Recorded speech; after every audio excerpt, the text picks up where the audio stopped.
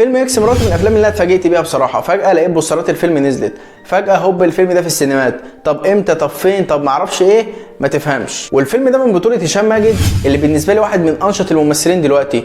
اكس مراتي، فاصل من اللحظات اللذيذه، اشغال شقه في رمضان. لا الراجل فعلا مجتهد، حتى على اليوتيوب متواجد مع بودكاستات يعني، او موجود مع ناس بيطلع معاهم. فهشام ماجد بصراحه من اكتر الممثلين اللي هم ايه بيتحركوا اليومين دول، افلام تلاقي، مسلسلات تلاقي. لا فالراجل نشيط جدا بصراحه. وكمان الفيلم من بطوله محمد ممدوح وامينه خليل وغيرهم طبعا. والفيلم ده بيتكلم عن دكتور نفسي بيحاول ياثر على المجرمين ان هم يبقوا ناس كويسين في المجتمع ويعرفوا يتعاملوا مع المجتمع ده. وبالصدفه بيكتشف ان واحد من المجرمين دول كان متجوز مراته اللي هو محمد ممدوح. يعني ايه بقى اللي هيحصل وهيتعامل مع ده ازاي؟ هو ده اللي هنعرفه في الفيلم ده. فيلم اكس مراتي فيلم كوميدي، فهل انت لقيت الكوميديا اللي انت محتاجها في الفيلم ده؟ هل هتقعد الفيلم ده هتضحك في السينما فعلا ولا لا؟ الفيلم ده فيلم كوميدي اي كلام. انا متجوزه دكتور محترم اخصائي. انت هتقولي التخصص كمان؟ ده مش جاي من النقابه هو.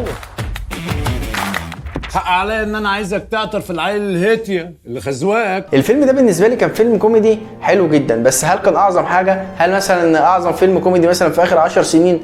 لا، الفيلم ككوميديا كانت كوميديته بسيطه، كوميديته حلوه، هتضحك شويه وانت موجود في السينما. يعني مثلا فيلم فاصل من اللحظات اللذيذه لهشام ماجد نفسه عجبني اكتر بصراحه. الاثنين متقاربين لبعض، بس فاصل من اللحظات اللذيذه لا ضحكني اكتر بصراحه في السينما. بس عموما اوفرول الفيلم ككوميديا كان حلو جدا، مش هيأثر معاك من الاخر، خروجه حلوه هتتبسط بيه. لو هتكلم على الاداء التمثيلي، فالاداء التمثيلي بالنسبه لي كان حلو جدا، سواء من محمد ممدوح او هشام ماجد او حتى امينه خليل. لا كلهم عملوا اللي عليهم واكتر كمان. وضيوف الشرف في الفيلم ده كانوا حلوين جدا، ما اقدرش اقول ان هم كانوا اعظم ضيوف شرف، بس لا اللي كانوا موجودين يقضوا الغرض يعني. بس هل كان يطلع مشاهد كوميديه اكتر من ضيوف الشرف دول؟ بالنسبه لي يعني لو اجتهدوا شويه كانوا هيطلعوا حاجه احسن من كده. والاخراج لمعتز التوني كان حلو جدا، ورجوع حلو جدا لمعتز التوني. ما اقدرش اقول لك انه ابدع وعمل الاداء خرافي، لان الادوات والقصه مش مساعدينه بصراحه. يعني لو القصه كانت احلى من كده كان هيطلع فيلم احلى من كده، لو الادوات اللي معاه كانت يعني عليت شويه كان هيطلع برده فيلم احلى من كده. وده مش معناه ان الفيلم وحش، الفيلم حلو جدا، بس كان هيطلع اداء احلى بصراحه. ده لو دكتور محترم. يا عم روح بقى.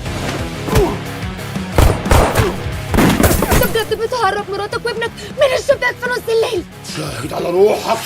شاهد على روحك. فيلم اكس مراتي فيلم حلو جدا، كوميدي، في رساله. ما اقدرش اقول لك ان هو في اعظم رساله، بس في نص رساله يعني، حتى مش هقول لك رساله، لا في نص رساله، اهميه كذا واهميه كذا. مش عايز احرق لك حاجه من الفيلم ده، وعائلي برضو تقدر تتفرج عليه مع اي حد في اي وقت. لا فيلم كويس يعني. عارف انت لما تدخل فيلم وتقول الفيلم ده لذيذ؟ بالظبط كده، هو الفيلم ده لذيذ. لو شفت الفيلم ده قول لي رايك في الكومنتات، ولو انت لسه ما شفتوش مستني ايه؟ ولو عايز تابعني بقى على حساباتي الشخصيه على فيسبوك وتويتر وانستجرام، وتشوف بقى الحاجات اللي احنا بننزلها بشكل شخصي، هتلاقي كل ده في الديسكريبشن. وبس كده، سلام.